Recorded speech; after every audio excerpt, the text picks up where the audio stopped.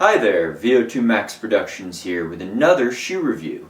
Today we're going to talk about the Hoka 1-1 Stinson Evo. So I know what you're thinking. This shoe looks totally ridiculous. And it's got a huge, thick stack height. Marshmallow shoe, moon boots come to mind in describing this type of shoe. So as oversized as the shoe is, it's still endorsed by a lot of popular competitive ultra runners, Dave Mackey, Carl Meltzer, guys that win 100-mile races and compete from 50 miles to 100 miles. And I've actually heard a lot of people have had success running in the Hokas just because it makes their knees feel so much better.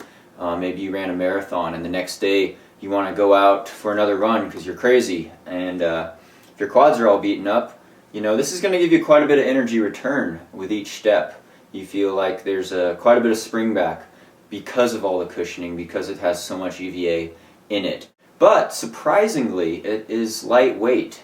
It weighs in at 10.4 ounces, around 300 grams for my metric friends. And that's pretty amazing considering you have a 26 to 32 stack height with all this EVA midsole foam.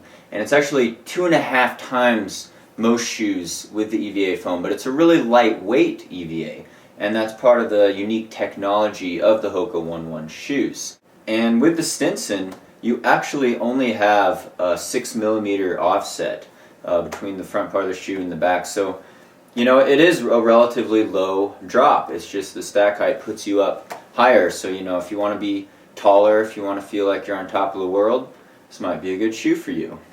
So I really like the colors. It's a pretty sweet design. You have a lightweight mesh upper. It's a breathable fabric. Keeps the shoe's weight down despite how bulky it looks. So a decent amount of traction on the bottom. You actually have these little lugs. So the Evo Stinson holds its own on the dirt trails, on the rocks with that traction.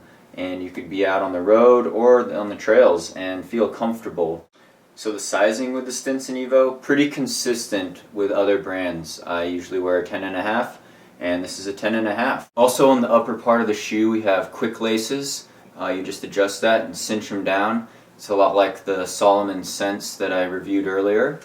So like I mentioned, the Stinson really holds its own on the trails.